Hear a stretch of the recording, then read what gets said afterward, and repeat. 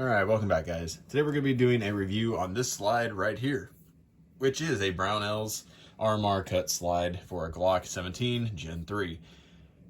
This one, as you can see, has the cutout on top of the slide right there to, it's a lightning cut to make the slide a little bit lighter.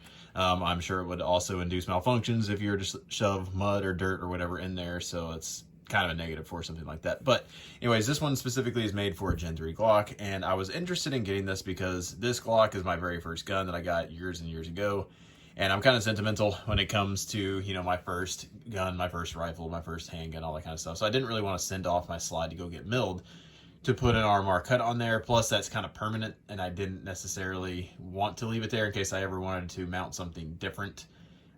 Say like one of the enclosed red dots or something. So this was almost the same price as sending off your slide to get milled. Actually, it was cheaper than a lot of places charge. So I figured, shoot, for the price, why not? I just swap out all the internal parts from my old slide and put them in this one, and then put this on here and saves my old slide, and then I don't have to modify anything. So that's what I did.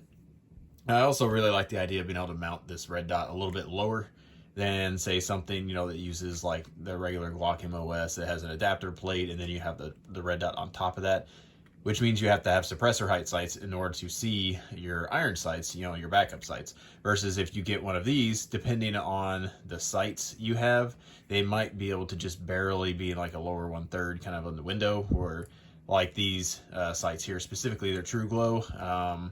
They're their night sights. It's the TGH3 is the type of sights they are. But anyways, you can just barely see them with that slide, and you can still use them just barely. So that was perfect for me. I was thrilled I didn't have to buy new sights because I had these sights on my old Glock slide. And I just, put everything back where it was on the original and just kind of have it there. So, nostalgia. But I took all the parts out of that slide and put them in this one. I actually bought a kit, I guess, or a slide kit for this gun from AIM Surplus, and everything seemed to be fine, but the plunger safety, the round plunger part that goes in there, prevents the firing pin from moving back and forth. I think it was for a 45 caliber Glock, which is slightly bigger, because it wouldn't fit in the hole on this one, and it wouldn't fit in the hole in my OEM Glock. So they said that they're going to send me out a new one, so that's fine. But maybe I'll do a review of that parts kit whenever it gets here. They said that's never happened before, so must have just been a fluke. Someone at the factory put it the wrong one in the wrong bag. But anyways, so I just put all the stock Glock parts in here, except the liner that's on the inside of the firing pin channel, the plastic liner. That's actually from AIM Surplus.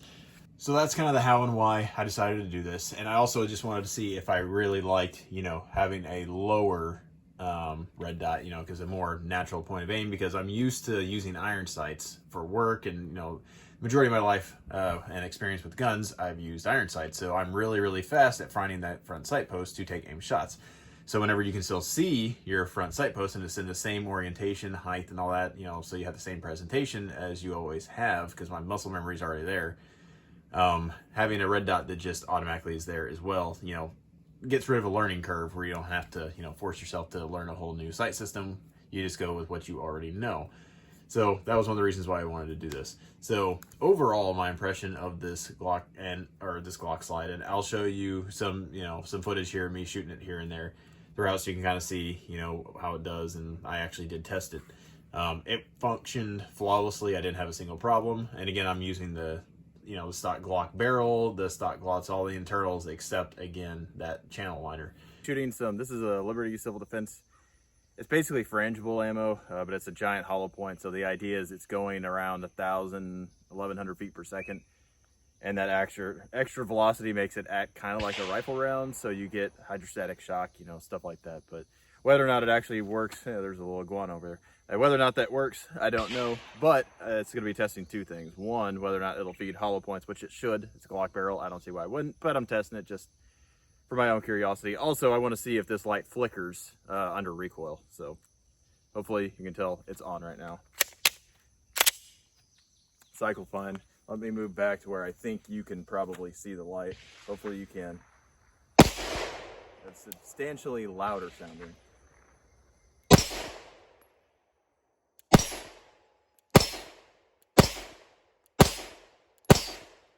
Still about the same. Still locks back. No issues, but it's a louder shot, and light's still on. So, hey, it works. So I was a little bit nervous when I ordered this. One, because I wasn't thrilled about this giant opening right here, because I was going to use this if it was reliable as, you know, a carry gun or nightstand gun, or, you know, something that had some sort of serious use to it. So I was worried about reliability, and I've seen some reviews saying that, you know, these require break-in periods and they're really tight and they aren't super reliable. So I was a little bit nervous about that, but this was by far the cheapest slide that had an RMR cut on it already that I could find. And that's with the caveat that had a little post. And I'll insert pictures in here showing you what I'm talking about. But where the screws mount in right here on the Holosun or on an RMR, underneath there, there's actually, they use smaller screws diameter-wise, because there's like metal post that goes up through there that's actually part of the slide that's steel. And I like that because it absorbs, you know, forward and backwards, I guess, forces, for lack of better words. Instead of putting that force directly on the screws only have to hold something down. They don't also have to take forward and backwards movement, because those posts on the inside are taking that damage. So I like that. It makes me happy. I think it's a little bit more rigid that way. So if you're ever going to, you know, rack the slide, or, you know, rack it off of barricades or whatever on here, you don't have to worry about those screws shearing off, because it's the steel itself that's taking that damage, I guess, for lack of better words, that force. One of the other things I saw, again, on other reviews is they required a break-in periods because they were very, very tight. Now, granted, most of those were on, like, polymer 80 lowers and everything, so they're kind of a little, you know, hit and miss on, I guess, tolerances, for lack of better words. But with this gun, as you can tell, hopefully you can hear that, there's a little bit of wiggle. And standard Glocks have a little bit of wiggle in there because they have looser tolerances, because it allows everything to be more reliable. This has those loose tolerances as well, so I was thrilled whenever I first put this on there and saw that, you know, it had just a little bit of wiggle. So I was happy about that. Once I started putting all the parts in there, everything fit perfectly, and I'm a Glock armor, so I'm very picky when it comes to this kind of stuff, and I'm very untrusting of aftermarket things when it comes to Glock, just because I've seen a whole bunch of examples on how things can go wrong whenever you do that, or you don't know what you're doing whenever you're installing stuff. So again, I was very, very happy with this slide whenever I first got it, whenever I put it together. So here I'll insert some video footage of me at the range shooting this, and kind of my initial first thoughts shooting at the range. So this is going to be first shots with the new slide. The barrel and all the internals are stock Glock parts, so I don't anticipate having really any problems. Everything else on here is stock Glock. The only thing on here that's, I guess, cheap is this knockoff Surefire Chinese copy. So we'll see how it goes. I haven't sighted this in yet. It's just a function test.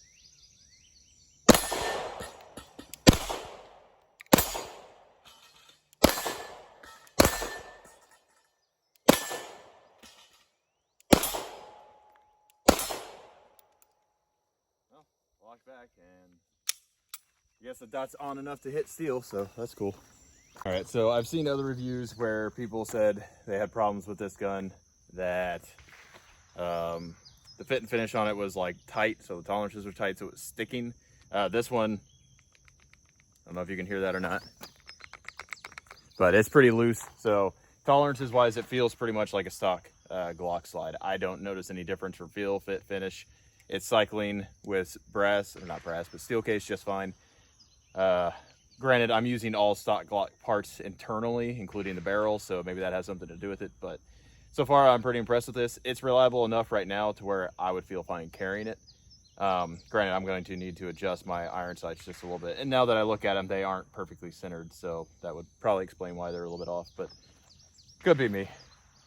But anyways, I'm impressed with it so far. A lot of the reviews I saw said that it needed a break-in period. I'm not finding that to be true. Maybe I just got a lucky, you know, one and they got lemons. I don't know, but so far it's holding up fine. There's a critter over there in the woods somewhere, or a bird or something.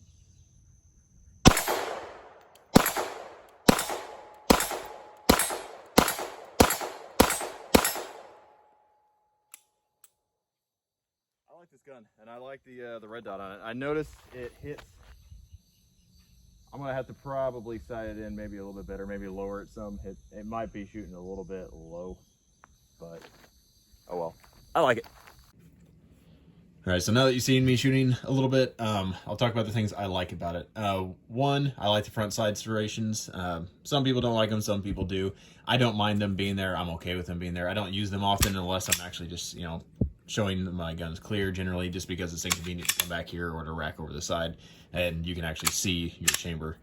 If you want to do press checks or something like that. There are other versions that they have. Of course, they make this for different sizes. They make them for, I think they make them for Gen 4s as well, but they also make them for, you know, Glock 19, stuff like that. So this one's specific for their Glock 17.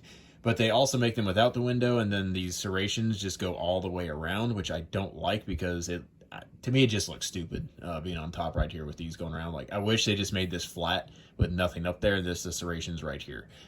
So Brownells, if you're listening, make a version like that, because then it would be carry ready, but also still look aesthetically pleasing, and it would basically just look like a standard Glock slide. I understand they have to make stuff look a little bit different, you know, because it's kind of their own thing, but I would prefer that. The cuts on here, if you notice, they're squared off cuts, including on the front right here, versus a Glock, as you can see, is more rounded. So is that a big deal? No, not really. I think it kind of looks cool personally. You know, looks are everything, as we all know. So something else I noticed with this gun when I was shooting is normally whenever I'm firing, I have a high thumbs grip, and my thumb usually kind of covers or comes in contact with the slide lock. And whenever that happens, it prevents the slide on the last round from locking open. And that's just because my grip, that has nothing to do with the gun for the most part.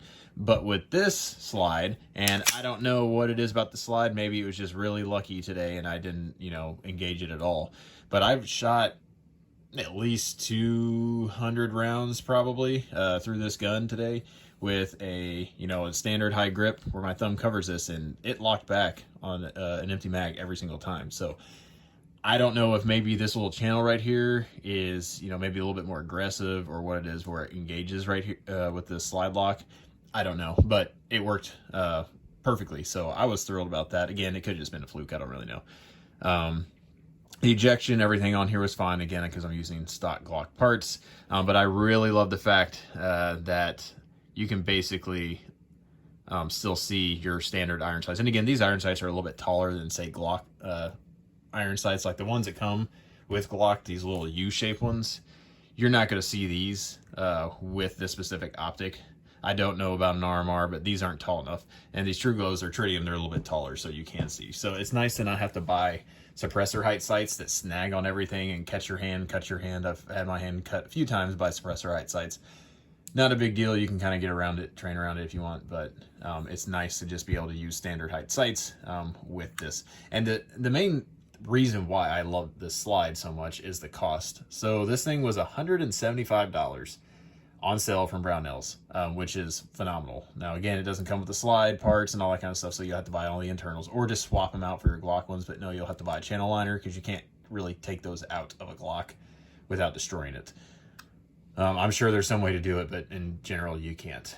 So I really like that. And I think tax, shipping, everything out the door, it was like $199, which is stupid cheap.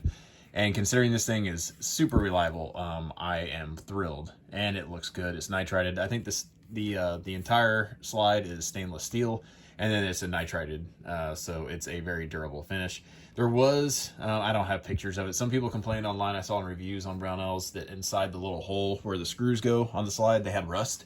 Mine had some sort of, I don't know, dried up something on the inside, but it wasn't rust. So I think that's what they were seeing. I don't know, it's some sort of, maybe it's some sort of preservative, or maybe it's left over from the nitride process. I don't really know, but it was in there, but it wasn't rust. I just kind of cleaned it out with a pipe cleaner, and it was fine. There wasn't any rust or any corrosion or anything that I saw in there after I did that. So I'm gonna go for headshots again.